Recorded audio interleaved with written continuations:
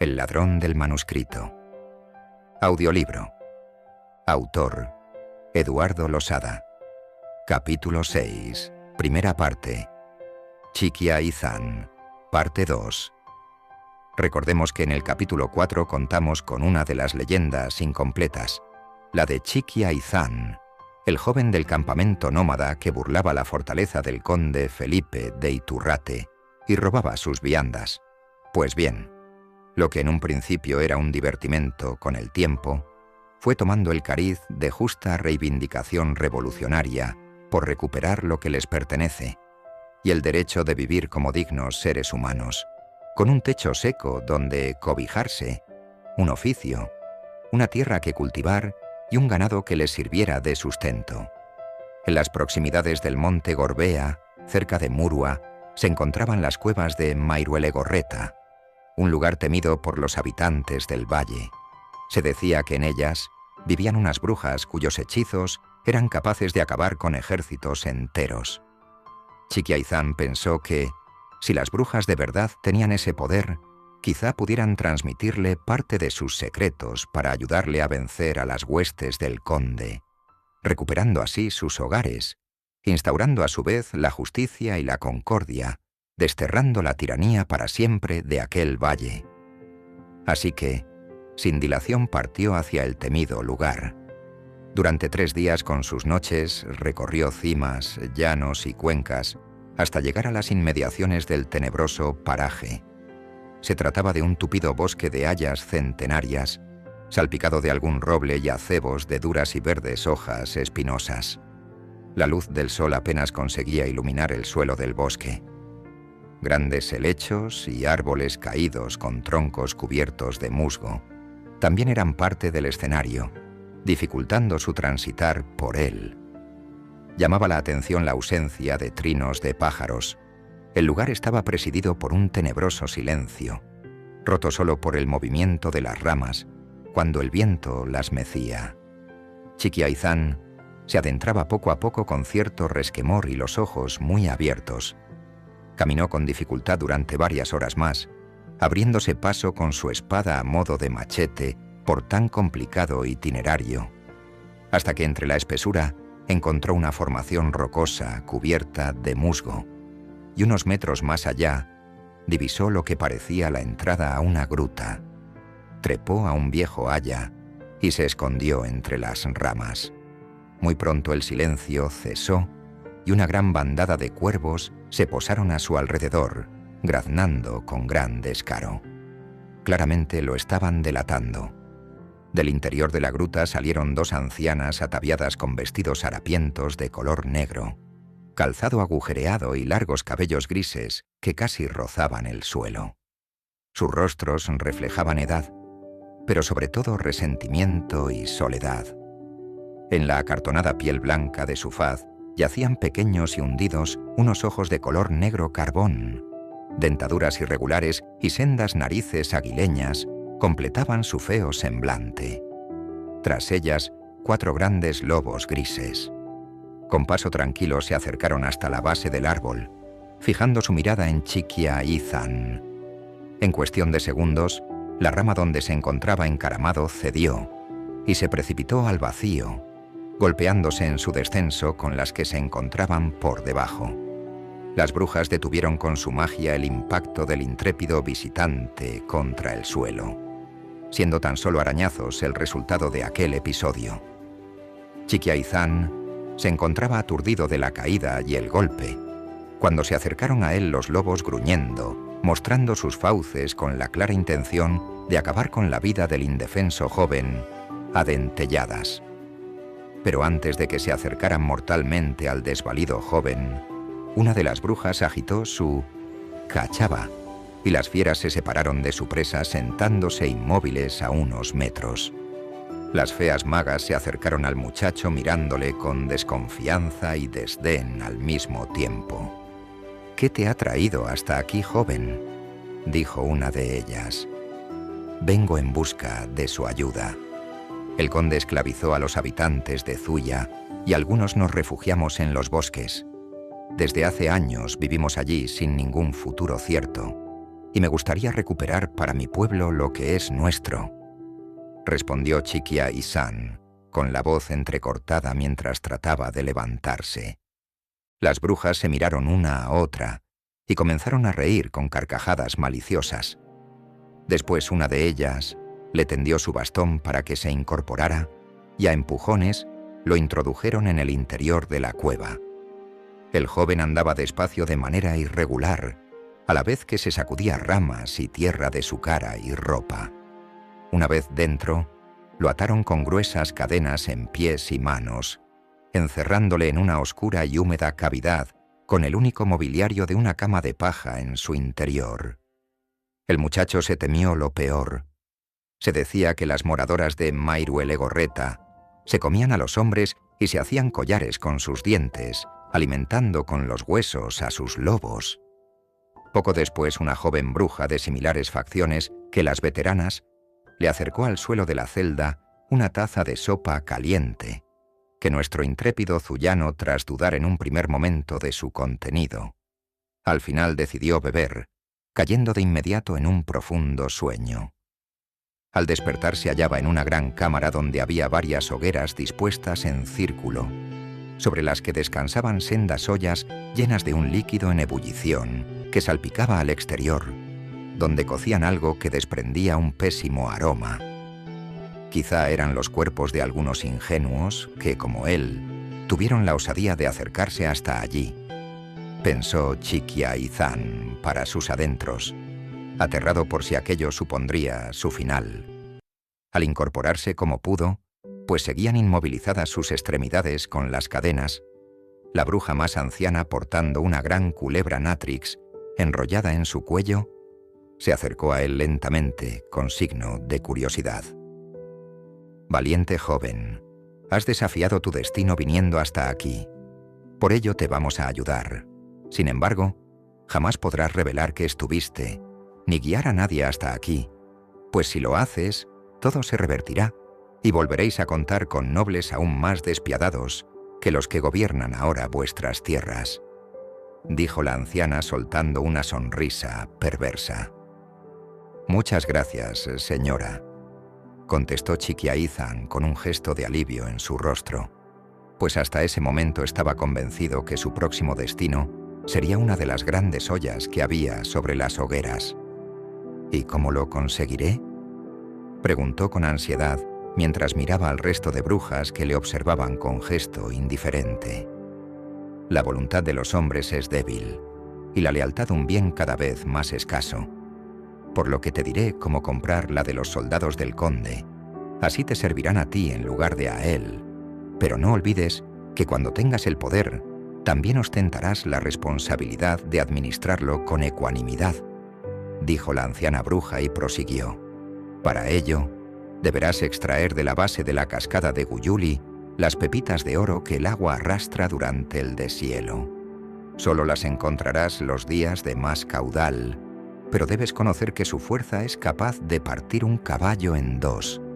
No podrás hacerlo solo, ni podrá ayudarte nadie de tu clan ni del valle.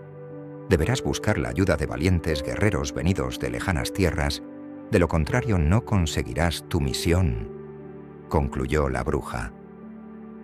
El joven no comprendió las palabras de la anciana maga, pero no sabía cómo acometer la difícil contienda, pues no tenía la posibilidad de viajar a lugares lejanos para encontrar a los guerreros sin los cuales no lo conseguiría. Todo eran dudas en ese momento, pero su padre le enseñó también que en la vida hay que creer en lo que haces y definir un objetivo claro, y el destino se encargará de proveerte de los medios para lograrlo. Así que ahora contaba con una alegría contenida. Acto seguido, dos brujas de las allí presentes se acercaron a él y lo liberaron de sus cadenas, a su vez que le tapaban los ojos con un trapo negro. Posteriormente lo montaron en un caballo tordo, le pusieron las riendas en las manos y, haciéndole prometer que no se quitaría la venda hasta el anochecer, azuzaron al caballo para que se alejara al trote. Le hicieron saber también que los cuervos le escoltaban, vigilando que cumpliera con su compromiso. El joven obedecería todo lo que las brujas le habían dicho, pues había salido con vida y una posible solución para su problema, por lo que en el fondo estaba agradecido. Pronto oscurecería, así que Chiqui Aizan se quitó la venda que cegaba sus ojos y buscó un lugar cerca del río para pasar la noche. El tiempo empeoró y comenzó a llover, por lo que improvisó una pequeña cabaña para guarecerse.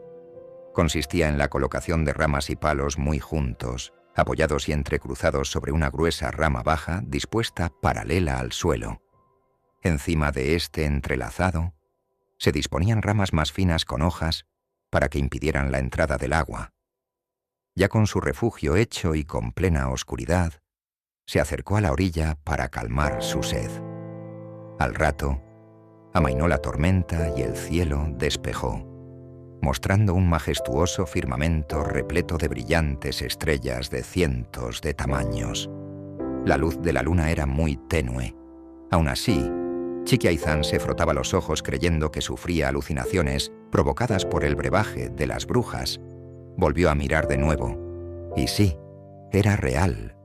Ante sí descubrió los cuerpos inmóviles de 4 personas junto a la orilla, semisumergidos en el frío torrente de la montaña. Se acercó y comprobó uno a uno que tenían pulso y respiraban. Los extrajo del agua lo más rápido que pudo, propinándoles suaves golpes en las mejillas con los que fueron despertándose. Hizo un gran fuego y compartió con ellos la comida que las brujas de Mairuelegorreta le proveyeron para su viaje de retorno. Los 4 jóvenes comían en silencio, pues estaban débiles por el frío y necesitaban a base de comida y fuego recuperar temperatura corporal. Chiqui Aizan, al ver cómo recobraban el color en sus caras, decidió romper el silencio. ¿De dónde venís? ¿Por qué lleváis esos ropajes tan raros?, preguntó Chiqui Aizan a sus nuevos compañeros rescatados. Los recién pescados, que hasta entonces no habían esgrimido palabra alguna, no eran otros que Aritz, Igor, Iker y Ander. Aquel pasadizo del seminario era además una puerta a otra dimensión temporal, aunque aún no lo sabían. Su aventura en esta ocasión se había ido muy lejos, tanto como que se encontraban 700 años antes de su contemporaneidad. Los 4 adolescentes se miraban entre sí con claro gesto de asombro. No entendían nada de aquello. Eran incapaces de articular palabra alguna. Chiqui Aizan, valiente y noble, los observaba extrañado sin conocer si entendían o no su lenguaje. ¿Dónde estamos? ¿Quién eres tú? ¿Por qué vas así vestido?, habló por fin Aritz, dirigiéndose a su rescatador. Chiqui Aizan no podía contar nada. Si desvelaba su secreto no conseguiría su propósito. Pero vio en ellos a los guerreros venidos de muy lejos, mencionados por las brujas, y que le ayudarían a conseguir el preciado oro del fondo de la cascada, y con ello lograría su objetivo. Así que acordó para sí que lo mejor sería reclutarlos amistosamente para su causa. «Jóvenes caballeros», dijo Chiqui Aizan, «os encontráis en las lejanas tierras del valle de Zuya. Os he salvado de perecer ahogados, por lo que poseéis una gran deuda conmigo. Deberéis acompañarme en una difícil misión que requerirá destreza, valor, fuerza e ingenio. Y sé que contáis con todo ello, estando seguro de que de allí de donde vengáis, os entrenaron para gestas arriesgadas. De lograrlo, como así será, liberaremos a mi pueblo de la tiranía del conde de Murua. Para ello, primero iremos al campamento y os quitaréis esos ancestrales atuendos. Descansaréis, repararéis fuerzas y partiremos rumbo a nuestra tarea», concluyó Chiqui Aizan, como si de un discurso para arengar las huestes antes de una batalla se tratara. A la mañana siguiente salieron hacia el campamento. Los adolescentes reconocían la orografía del terreno, pero no sus construcciones ni caminos. Lo que allí había eran chozas de piedra y madera con techumbre de paja. Las carreteras no existían. En su lugar había senderos empedrados. Los jóvenes atravesaron varios arroyos donde el agua circulaba con bravura. Collados, llanuras y desfiladeros también formaron parte de su itinerario. Tras 2 días y sus heladoras noches de intenso caminar, y cuando transitaban por el fondo del valle, llegaron a una pequeña cabaña de piedra y madera con una chimenea de donde emanaba despacio una hebra de humo. «Venid», dijo Chiquia Izán. «Entraremos a calentarnos y comer un poco de queso aquí». Les indicó, mientras les hacía un gesto de aproximación con la mano. En la parte superior del marco de la entrada se podía leer una inscripción que decía «Aldarro».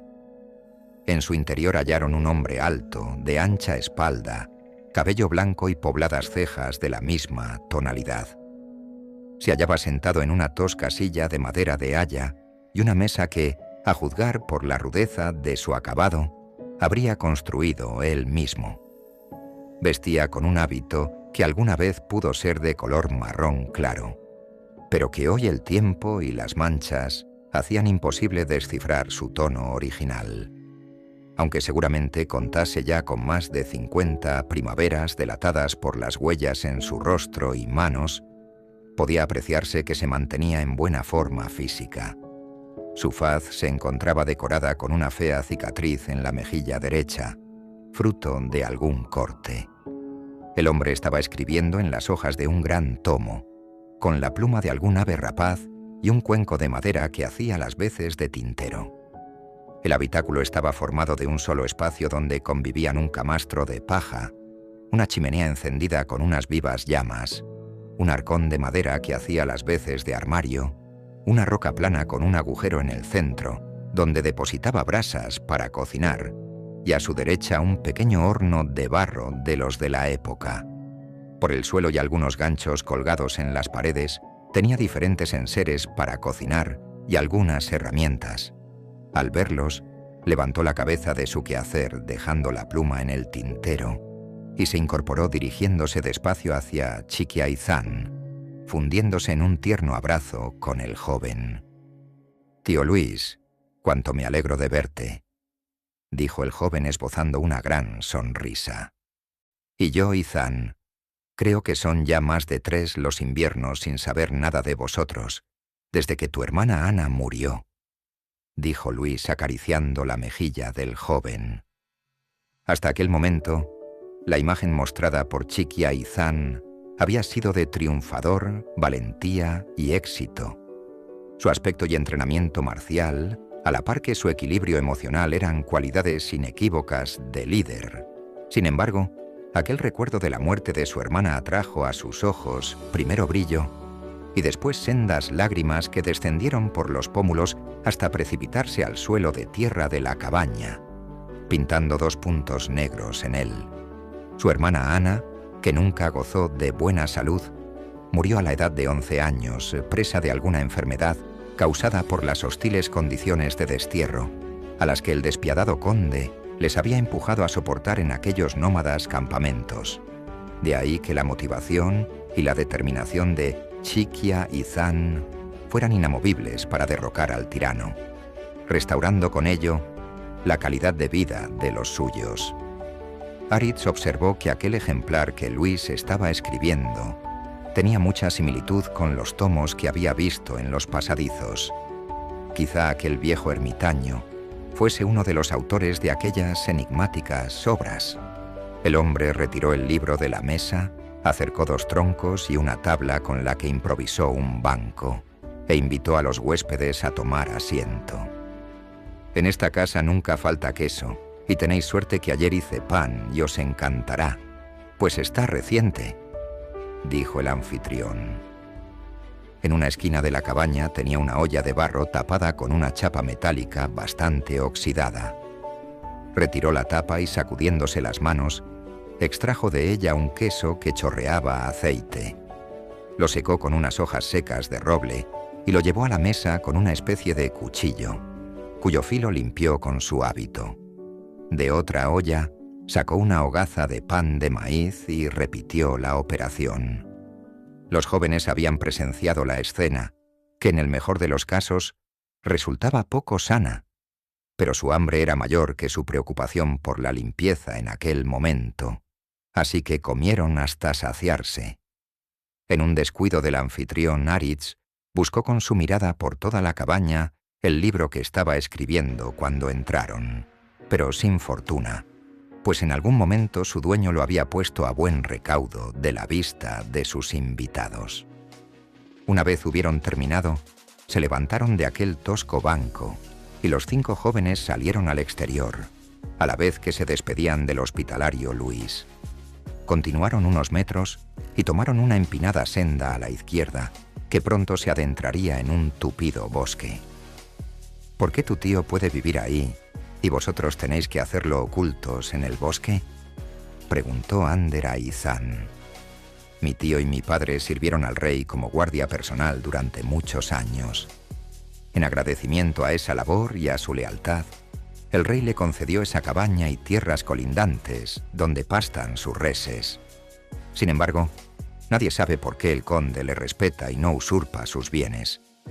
Creemos tiene que ver con el libro que está escribiendo y con su calidad de clérigo, pues cambió su armadura por ese hábito, y antes de vivir en esta cabaña se ordenó como hombre de Dios en un lejano monasterio. Respondió Chikia Izan.